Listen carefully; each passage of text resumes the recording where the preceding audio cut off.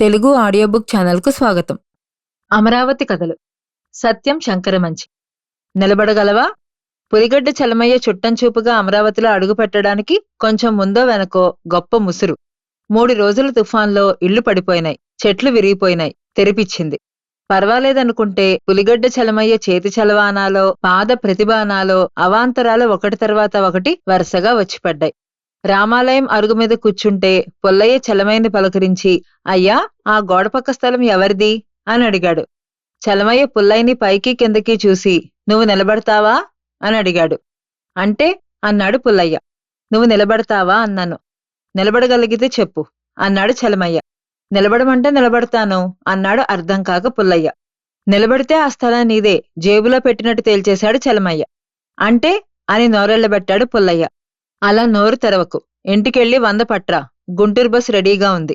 పద పోదాం అనటమేమి, 100తో గుంటూరెళ్ళిపోయి ప్రస్తుతం పోరంబోకగా ఉన్న ఆ స్థలం 3 తరాల క్రితం పుల్లయ్య వంశానికి చెందినట్టు కాగితం సృష్టించి, నోటీసులిప్పించి, పత్రికల్లో ప్రకటనలు వేయించి, ఊళ్ళో టంకు కొట్టించి, దావా ఎవరూ ప్రతిఘటించకపోవడంతో తను మరో 500 జేబులో వేసుకుని ఆ స్థలాన్ని 6 నెలల్లో ఆ పుల్లయ్య చేతిలో పెట్టాడు. ఆ తర్వాత చలమయ్య పులిగడ్డ వెళ్తానన్నా జనం వెళ్ళనివ్వలేదు. కేసులు లేని రోజు లేదు. పడిపోయిన కేసులు నిలబెట్టి, ప్రాణం పోసి, మీసం తిప్పేలా గెలిపించి ప్లేడర్లని హడలగొట్టించాడు. ఈ లోపల మరో గృహకల్లోలం వచ్చింది. సుందరయ్య అనే వ్యాపారస్తుడు వ్యాపార నిమిత్తం ఆ పట్నం ఈ పట్నం తిరుగుతున్న సమయంలో అలివేలు అనే ఆవిడ ఆయనకు తటస్థపడ్డది.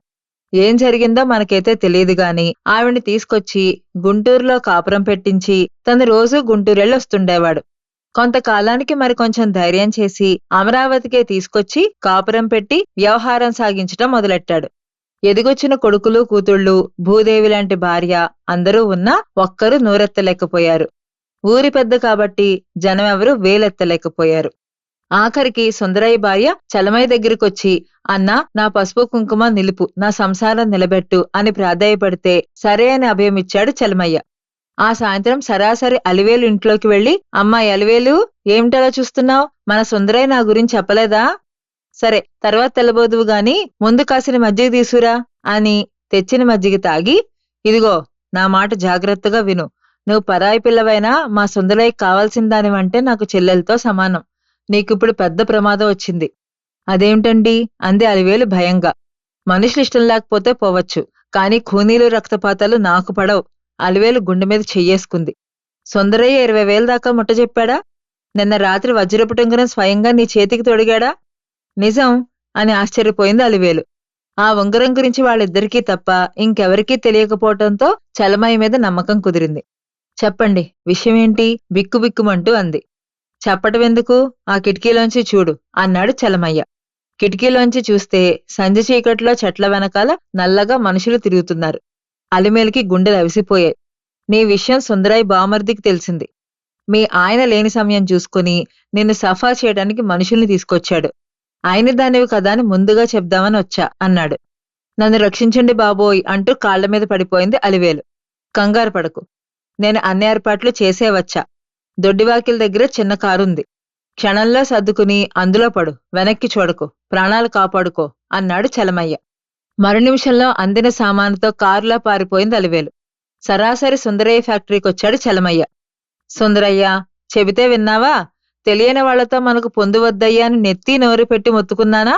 వాడెవడో మైసూరు నుంచి వచ్చాట, ఆ ముండ కారులో ఉడాయించేసింది అన్నాడు. ఆ అన్న సుందరయ్యని చేయి పట్టుకు లేపుకొచ్చి ఖాళీలు చూపించాడు చలమయ్య. ఆ మర్నాడు సుందరయ్య సతీ సమేతంగా గుళ్ళో అభిషేకం చేసుకుని పసుపు నీళ్లు నెత్తిని చల్లుకున్నాడు. చలమయ్యకు ఆఖరి దశలో పక్షవాతం వచ్చింది. ఆ అదను చూసుకుని ఉన్న 3 ఎకరాలకు వారసులు దావా వేశారు. తను నిలబడలేడు. మాట కూడా పడిపోయింది. హన్నన్నా, అందరినీ నిలబడతావా అని ఆ రోజుల్లో నిలబెట్టి నడిపించిన నేనే ఈ దశలో నిలబడలేకపోతేనే అని వాపోయాడు. మిగిలిన సగం ఆస్తితో తన కొడుకులనైనా నిలబెట్టమని దేవుడికి మొక్కాడు. మా ఛానల్ కనుక మీకు నచ్చినట్లయితే లైక్ చేయండి, షేర్ చేయండి, సబ్స్క్రైబ్ చేయండి.